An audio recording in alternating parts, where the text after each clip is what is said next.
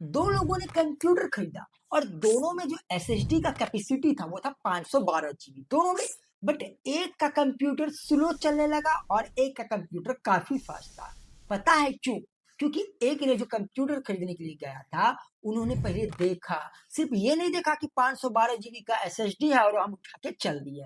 उन्होंने ये देखा कि उसके अंदर उसकी स्पीड क्या है, वो जो एसएसडी लगा हुआ वो किस कंपनी का है, कौन सा है, वो साटा का है कि एनवीएमई का है, वो है, और वो किस ब्रांड का है, उसका स्पीड क्या है। उन्होंने उन सभी को देखा और जिनका स्लो चला था बस उनको क्या था, गया एसएसडी वाला लैपटॉप दीजिए, उठा के चल दिया। तो ये गलती आप भी करते हैं, तो ये गलती ना करें इसके लिए हम ये वीडियो बना रहे हैं। तो देखिए, कंप्यूटर खरीदने से पहले आपको स्टोरेज में ये देखना पड़ेगा कि हमें क्या लेना चाहिए। जनरली लोग हार्ड डिस्क एसएसडी ये सब देखते हैं कि हार्ड डिस्क एसएसडी, और हार्ड डिस्क छोड़ के एसएसडी उठा लेते हैं और उसके अंदर की चीजों के बारे में नहीं जानते हैं। तो वही चीज हम इसमें एक्सप्लेन करने वाले हैं डिटेल में। तो चलिए शुरू करते हैं इस वीडियो को। तो देखिए, सबसे पहले जान लेते हैं कि एसएसडी और हार्ड डिस्क में बेस्ट कौन सा है और दोनों के बारे में डिफरेंट। तो सिंपल सी बात है, एचडीडी का फुल फॉर्म होता है हार्ड डिस्क ड्राइव, और ये सभी को पता है कि ये स्लो होता है, ये ऑल टेक्नोलॉजी बेस है, और इसकी जो साइज है ना वो बहुत बड़ा होता है। और अगर हार्ड डिस्क है हमारे कंप्यूटर पर, कोई सा भी एप्लीकेशन ओपन करे तो पता चलता है, मतलब वो स्लो ही ओपन होगा, खुलते खुलते तो हम चाय भी बना ले, ये होता है। लेकिन अगर वहीं पे एसएसडी के बारे में बात करें तो वो फास्ट होता है, वो लेटेस्ट टेक्नोलॉजी पे बना होता है, वो साइज में भी छोटा होता है, और तो और अगर हम चाय बनाने के लिए जो चाय पत्ती होता है ना वो डालते डालते हमारा सॉफ्टवेयर ओपन हो जाता है, तो ये एसएसडी होता है। तो सिंपल सी बात है कि हमें तो हार्ड डिस्क लेना ही नहीं, तो हमें हार्ड डिस्क के बारे में क्यों बात करना है। तो बात हम करेंगे एसएसडी के बारे में, ठीक है।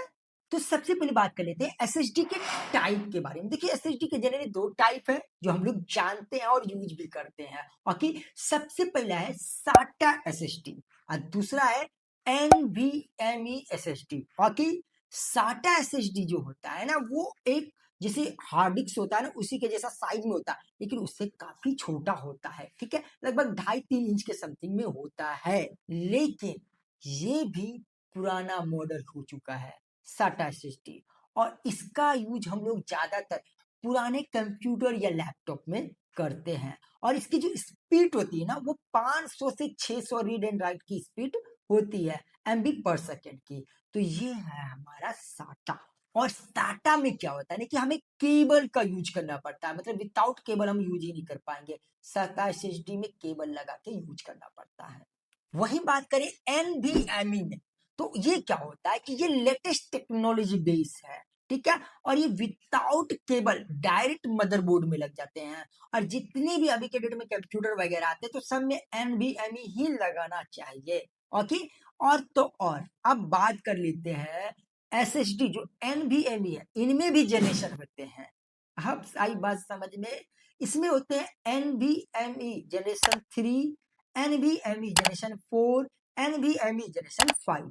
अब अगर ये 3, 4, 5 में स्पीड के बारे में बात करें तो जो जनरेशन 3 है इसकी जो स्पीड है वो लगभग 3000 to 3500 MB/s इसकी स्पीड है।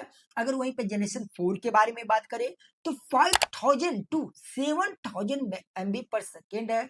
अगर वहीं पे जनरेशन 5 के बारे में बात करें तो फिर 10,000 प्लस इसकी जो स्पीड है वो है। तो बेसिकली सबसे लेटेस्ट में तो जनरेशन 5 ही है। तो यहाँ पे हमने आपको बताया एसएसडी के जो एनवीएमई है उसके जनरेशन स्पीड के बारे में। अब साटा एसएसडी और एनवीएमई एसएसडी के शेप एंड साइज के बारे में बात कर लेते हैं। देखिए, जो साटा एसएसडी होता है ना वो लगभग लगभग आपका एक, ये देख सकते हैं, ये उंगली है ना, ये इतना बड़ा हो सकता है, ठीक है, और चौड़ाई में भी इतना जा सकता है। लाइक उसको हम बोल सकते हैं जो पार्ले जी बिस्कुट है ना, थोड़ा उसे छोटा ही होता है, उससे बड़ा नहीं होता है। इसके साइज होते हैं और वो थोड़ा मोटा भी होता है, और हमने बताया कि उसमें क्या करना पड़ता है कि केबल लगा के यूज करना पड़ता है। लेकिन जो एनवीएमई है, आप डेयरी मिल्क देखे होंगे 5-10 रुपए वाला, बस समझ लीजिए वही होता है, और वो बहुत हल्का भी होता है। तो वो उसके शेप एंड साइज होते हैं। एसएसडी की जो स्पीड है ना उसे किसमें मापा जाता है?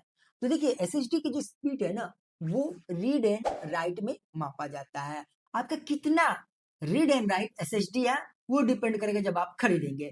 अगर आप नॉर्मल यूज के लिए ले रहे हैं तो अगर आप साटा में ले रहे हैं तो फिर 500 टू 600 के राउंड आ जाएगा, या फिर आप जनरेशन 3 ले सकते हैं। लेकिन वहीं अगर आप मीडियम यूज के लिए ले रहे हैं, लाइक आप थोड़ा बहुत गेमिंग करेंगे, थोड़ा बहुत एडिटिंग करेंगे, आप इंटरनेट वगैरह सर्च करेंगे, वेबसाइट वगैरह ढूंढेंगे, थोड़ा बहुत काम करेंगे, तो फिर वहाँ पे जो रीड एंड राइट की स्पीड है ना, वो 3000 टू 3500 के समथिंग में जा सकते हैं। लेकिन अगर वहीं पे आपको बहुत ज्यादा गेमिंग, वीडियो एडिटिंग, मल्टीटास्किंग करना है, पूरा कंप्यूटर फार काम करना है, फोड़ फाड़ देना है कंप्यूटर को, इतना काम करना है, तो फिर उसके लिए जो उसकी स्पीड है ना रीड एंड राइट की, वो तो 10,000 प्लस जनरेशन 5 में जाओ। आंखें तुच्छे होते हैं काम करने के तरीके पे डिपेंड। अब बात कर लेते हैं इस एसएसडी की कैपेसिटी के बारे में। तो देखिए वो कैपेसिटी तो वो आपके ऊपर डिपेंड है कि आपको डेटा कितना स्टोर करना है, करना भी है कि नहीं करना है। अगर नहीं करना है तो 256 जीबी, थोड़ा बहुत करना है तो 512 जीबी, बहुत ज्यादा करना है तो 1 TB, बट थोड़ा सा। अगर हमें बहुत ज्यादा भी करना है ना तो हम 512 जीबी का एसएसडी ले लेंगे, क्योंकि उसके अंदर सारे एप्लीकेशन वगैरह फास्ट काम करेंगे। और अगर डेटा स्टोर करने की बात करें तो फिर वहां पे हमें हार्ड डिस्क ड्राइव भी यूज कर सकते हैं, क्योंकि बेसिकली हमें डेटा ही स्टोर करना है ना, क्योंकि हार्ड डिस्क का प्राइस भी कम है एसएसडी के मुकाबले। ठीक है, तो इसीलिए अगर हमें ज्यादा डेटा स्टोर करना होता है तो फिर हम हार्ड डिस्क भी यूज कर सकते हैं, क्योंकि दोनों यूज हो जाएगा। तो ये इसकी कैपेसिटी वो भी आपके ऊपर डिपेंड है। एसएसडी के ब्रांड बहुत मायने रखता है। ये नहीं कि हम लोकल कंपनी के उठा के चल दिए और हमारा कंप्यूटर चल रहा है स्लो।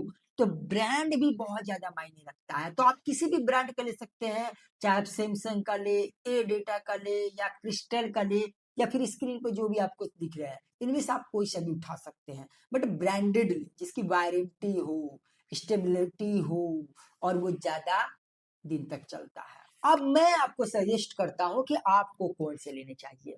देखिए अगर आप नॉर्मल यूज के लिए ले रहे हैं तो आप कम से कम जनरेशन 4 में ही जाइए, वो भी NVMe में। अभी के डेट में आप कोई भी कंप्यूटर खरीद रहे हैं तो फिर आप साटा मत खरीदिए, जनरेशन 3 मत खरीदिए। अगर पैसे कम पड़ रहे हैं ना, पैसे कम पड़, क्या सोच रहे हो हम दे देंगे? गलत बात है, हम नहीं देने वाले हैं। अगर पैसे कम पड़ रहे तो थोड़ा रुक जाना, पैसे और बढ़ा लेना, या अगर लग रहा ही नहीं पैसे खर्च हो जाएंगे तो फिर हमको अकाउंट में भेज देना, हम अपना अकाउंट नंबर भेज देंगे। लेकिन साटा और जनरेशन 3 में मत जाओ, क्योंकि वो फ्यूचर बेस नहीं है।